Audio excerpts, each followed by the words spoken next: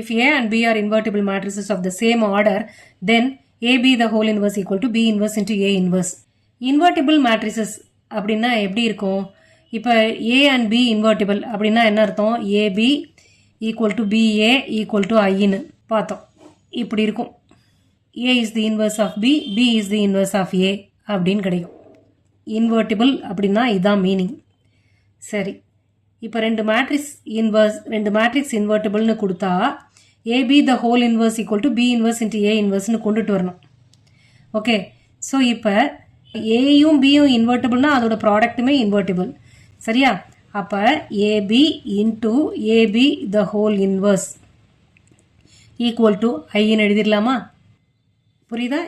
A is the inverse of B. இப்போ ஏபியோட inverse AB the whole inverse. ஏன்னா இதை தான் நம்ம இப்படி பிரித்து கொண்டு வர போகிறோம்.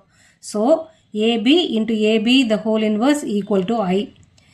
இப்போ ரெண்டு பக்கமும் A இன்வர்ஸால் மல்டிப்ளை பண்ண போகிறோம். Multiply A inverse on both the sides. So A inverse AB அடுத்து இதே AB the whole inverse equal to A inverse into I. சரி, நமக்கு மல்டிப்ளிகேஷன் ஆஃப் மேட்ரிசஸ் இஸ் அசோசியேட்டிவ்னு தெரியும். காமுடேட்டிவ் கிடையாது, ஆனால் அசோசியேட்டிவ். அப்போ இது ரெண்டுத்தையும் குரூப் பண்ணிடுறோம். A inverse into A into B, AB the whole inverse equal to A inverse into I. சரியா? இது புரிஞ்சிருச்சா? இப்போ A inverse into Aனா என்ன? A ஏற்கனவே இன்வெர்ட்டிபிள்னு கொடுத்தாச்சு. அப்போ A inverse into Aனா I. So IB into AB the whole inverse அப்படின்னு கிடைக்கும்.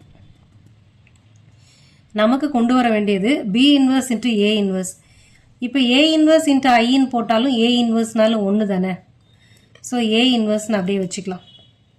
Right, இப்போ நமக்கு B inverse into A inverse வேணும். ஆன்சரில் இப்போ A inverse மட்டும் இருக்குது. அப்போ என்ன பண்ணலாம்? ரெண்டு பக்கமும் A inverseால் மல்டிப்ளை பண்ணுறோம். ஸோ இங்கே BIன்றது Bன்னு வந்துடும். the whole inverse equal to A inverse. இப்போ B inverseால் ரெண்டு பக்கமும் மல்டிப்ளை பண்ண போகிறோம். அப்போ B inverse into A inverse. இப்போ லெஃப்ட் சைடு நம்ம கொண்டு வந்துட்டோம். இப்போ இதுதான் போகணும். B inverse into Bன்னா என்ன? I தானே. ஏன்னா B is the invertible matricesனு கொஸ்டினில் இருக்குது.